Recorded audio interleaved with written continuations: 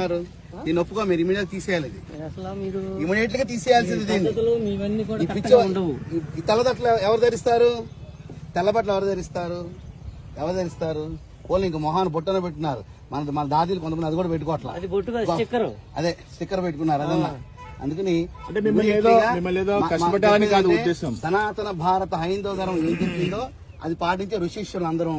కాబట్టి మీరు ఇప్పుడు భగవంతుడు పుట్టాడు, ఇలా వచ్చాడు, 5,000 సంవత్సరాల తర్వాత ఇదంతా సృష్టి అంతా ఉండదు, ఈ పిచ్చి మాటలు మాట్లాడే వ్యవహారం ఉంటే కుదరదు. కాబట్టి మీరు చక్కగా తీసేసుకోవడం మంచిది. శివలింగం పెట్టారు స్వామిని, పక్క పెట్టుకోండి. డబ్బులు వసూలు చేసుకుంటే చేసుకోండి, మాకు అభ్యంతరం లేదు. ఎంత డబ్బు కానీ వసూలు చేసుకోండి. కానీ ఇక్కడ పిచ్చి స్టోరీలు చెప్పి పిచ్చి వ్యవహారం నడిపితే మాత్రం ఖచ్చితంగా ఒప్పుకోమమ్మా. అంటే కాదమ్మా, మీకు తెలుసు సమాజంలో ఎంత వ్యతిరేకత వస్తుందో మీ సంస్థ గురించి తెలుసు. మరి ఏం చేద్దామని ఏంటి పెడతారు? డబ్బులు ఎక్కువ ప్రజలకు వచ్చుగా. యాచకులు బోళ్ళు మంది ఉన్నారు, ఇబ్బందులతో పడి ఉన్నారు. మేమే చేయలేంత ఆర్పాటు, ఇంతమంది స్వాములు వచ్చి ఈ ఆర్పాటాలు ఏంటి, ఇవన్నీ ఏంటి, ఎంత ఖర్చు దీనికి? ఎక్కడి నుంచి వస్తాయి డబ్బులు మీకు? ప్రజల నుంచి ఇస్తారు. దేనికి ఇస్తారు? ఈ ఆర్పాటాల కోసం, సమాజం కోసం పనిచేయమని చెప్పారా? చెప్పండి అమ్మా. ఇప్పుడు మెయిన్ నేను డాక్టర్ నండి. ఓకే, చేశానంటే positive health exhibition, drug addiction, నష్టముక్తి అభియాన్. అంటే అందరూ కూడా శివుని ముందు ప్రతిజ్ఞ చేయడం ఇప్పటి నుంచి మేము అంటే దుర్వ్యసనాల నుండి, దుష్ప్రభావాల నుండి దూరంగా ఉంటాం. పుష్కర స్నానం చేశారమ్మా? చేశాను. మీరు మాత్రం దయచేసి మేము వాళ్ళు ఇక్కడ ఉంటారు, ఏ మాత్రం గనక దేవుడి గురించి చెప్పుకోండి, శివుడి గురించి చెప్పుకోండి, నారాయణ గురించి చెప్పుకోండి, ఋషి సాంప్రదాయం చెప్పుకోండి. కానీ మీ యొక్క దాడ్యం తీసుకొచ్చి ప్రజల మీద రుద్దితే మాత్రం ఇది కొత్త క్రిస్టియన్ మతంలో కొత్త మతంలో తయారైంది. మీది ఇది క్రిస్టియన్ మతంలో కొత్త మతంలో తయారైంది. ఇది కరెక్ట్ కాదు కదా. మీరు ఇది చేస్తారు, కన్ఫ్యూజ్ చేస్తారు వ్యవస్థని.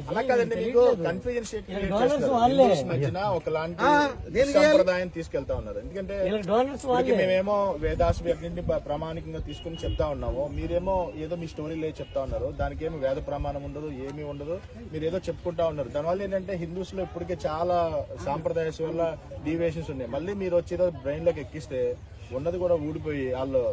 మేము గ్రామాల్లోకి వెళ్తున్నాం, పట్టణాలకు వెళ్తున్నాం, ప్రజల్లోకి వెళ్తున్నాం, లక్షల మంది కలుస్తున్నాం.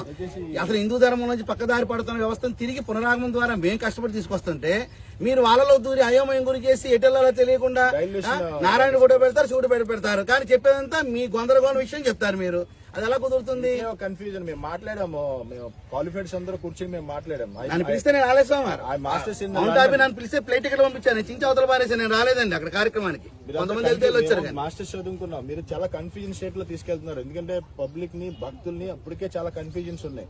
మళ్ళీ మీరు కొత్త కన్ఫ్యూజన్ తీసుకెళ్లి వాళ్ళని అసలుకి ఏమి బాబు వద్దురా బాబు మేము అంటున్న పరిస్థితి తీసుకొస్తున్నాం. అందుకని మీ ఫిలాసఫీ ఏం చెప్పకుండా దయచేసి ఇట్లాంటి విగ్రహారాధన నేర్పించి వాళ్ళకి ఫిజికల్ ప్రాక్టీస్ నేర్పించండి. మీరు డాక్టర్ కదమ్మా, మీరు ఏది కావాలో చేసుకోండి, కానీ మీ యొక్క సిస్టమ్ మాత్రం ఇక్కడ ప్రవేశపెట్టబాకండి. రేపు కలియుగాంతం ఇలా అయిపోతుంది, ఎందుకు అవుతుందండి? పని లేదా, పని పాడలేదా? దేవుళ్ళు ప్రతి వ్యక్తిలో జీవుడిలో పరమాత్మ అనుకున్నాం కదా, ఉన్నారు కదా. కలియుగాంతం ఎందుకు అవుతుంది? మీరు ఎలా నిర్ణయిస్తారు? మీకు హక్కు ఉంది నిర్ణయించడానికి. అంటే మనకన్నా ముందు పుట్టిన వాళ్ళని రద్దుపరచాలి, మీ మాట వినాలా? మీ మాట ఎందుకు వినాలమ్మా? చెప్పండి. మీ పిల్లకి మీ ఇష్టం వచ్చి పెంచుకుంటారు. డాక్టర్ చదువుకుని మీ డాక్టర్ చదివారు, మీ ఇష్టమైందా? ఇంట్లో వాళ్ళు ఇష్టమైందా? మీ పక్కింటి వాళ్ళు ఇష్టమైందా? మీ ఇష్టం లేదా మీ తల్లిదండ్రులు ఇష్టం, మీ పక్కింటి వాళ్ళు ఇష్టం కాదు కదా.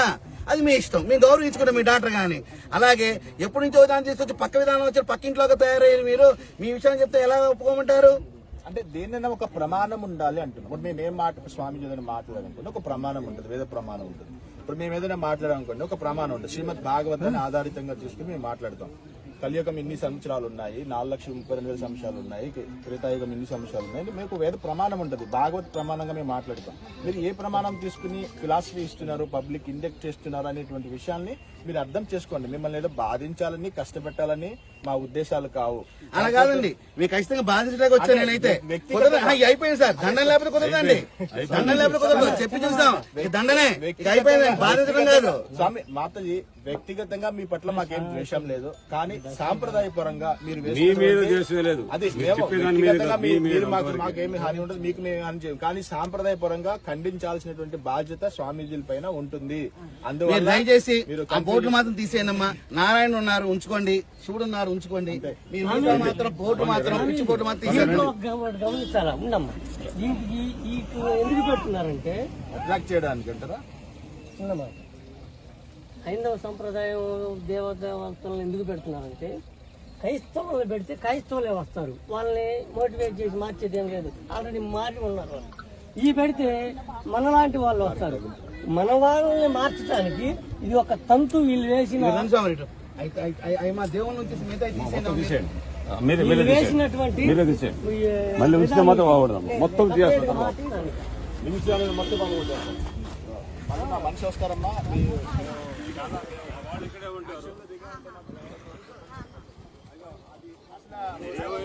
ఎక్స్ప్లెయిన్ చేయండి నాకు. మీరు రండి, మీరు అగా సిస్టమ్ ఎక్స్ప్లెయిన్ చేయండి నాకు. చూడండి మధ్యలో పెద్ద స్ట్రాష్ ఇవన్నీ తీయాలమ్మా, ఈ కన్ఫ్యూజన్స్ అన్ని తీయాలి. చోటేశమ్మ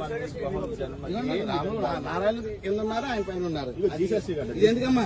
అమ్మా ఇదేంటిది దరిద్రం? అమ్మ ఏంటమ్మా అమ్మా ఈ దరిద్రం ఏంటమ్మా? పుష్కరాల్లో ఏంటిది ఈ దరిద్రం ఏంటమ్మా? ఏరామి ఏమ్మా ఏంటి? సరమ సమానం అయితే మీ ఆస్తి ఉంటే నాకు ఇచ్చేయండి, కొంచెం అంతా ఒకటే కదా. మీ ఆస్తులు ఉంటే మాకు ఇచ్చేయండి, మేము పంచుకుంటాం అందరూ. ఈ దరిద్రం ఏంటి? ఇక్కడ ఏంటి అసలు ఇక్కడ జరుగుతుంది ఏంటి? లేదమ్మా ఇది చించేడే చించేసామా? చించేయ్. చించేసామా? చించేయడమే చించే దరిద్రం ఉండకూడదు. మొహోడే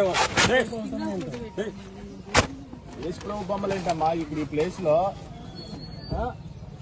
సాంప్రదాయం ఏంది, వ్యవస్థ ఏంది, యేసు ప్రభు బొమ్మలు ఏంది?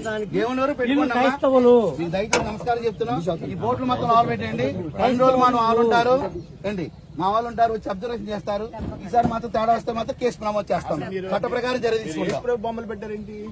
ఏ దరిద్రం ఇది ఎందుకమ్మా? అట్లా ఎందుకని మీరు ఎట్లా పెట్టారు? జీసస్ నుంచి డొనేషన్లు జీసస్ క్రైస్ట్ ఫోటో ఎందుకు పెట్టారు మీరు? మీరు దాంట్లో